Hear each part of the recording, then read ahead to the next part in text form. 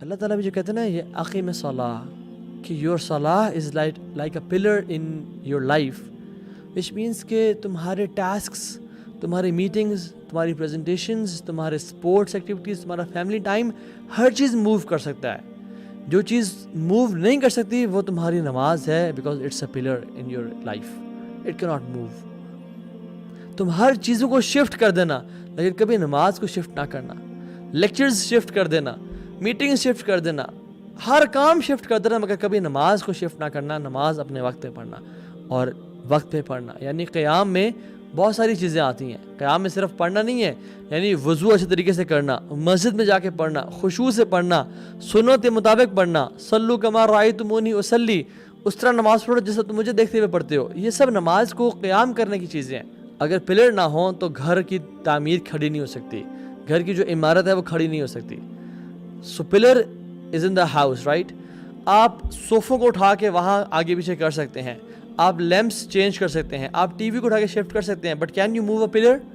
You can move a pillar, right, because it is standing and it is the Imad of that house, it is the basic foundation of that house, right.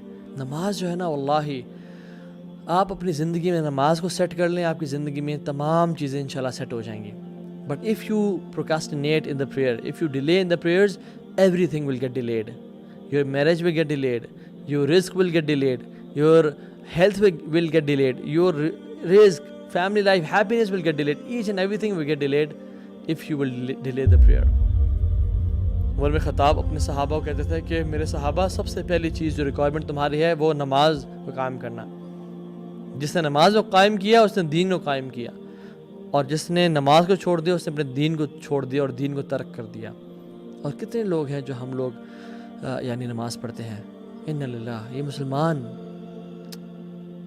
ہم لوگ meetings کرتے ہیں، جلسے کرتے ہیں، Al-Aqsa کے لیے نکلتے ہیں. الحمدللہ الاقصی کو بھولنا نہیں ہے، اس کے لیے ایفرٹ کرنی ہے، اس کے جو زخم ہیں وہ ہمارے دل میں آج بھی زندہ ہیں. لیکن نماز کیوں نہیں پڑھ رہے؟ نماز کیوں نہیں پڑھ رہے؟ وہ تو معاف نہیں ہوئی.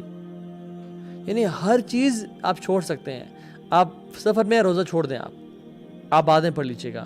آپ کے پاس استطاعت نہیں ہے، حج چھوڑ دیں. آپ کے پاس استطاعت نہیں ہے، زکوٰۃ چھوڑ دیں آپ. بٹ اگر آپ بیمار ہیں یا جنگ میں ہیں یا کسی بھی سفر میں ہیں یا کسی بھی حالت میں ہیں، آپ نے نماز نہیں چھوڑنی.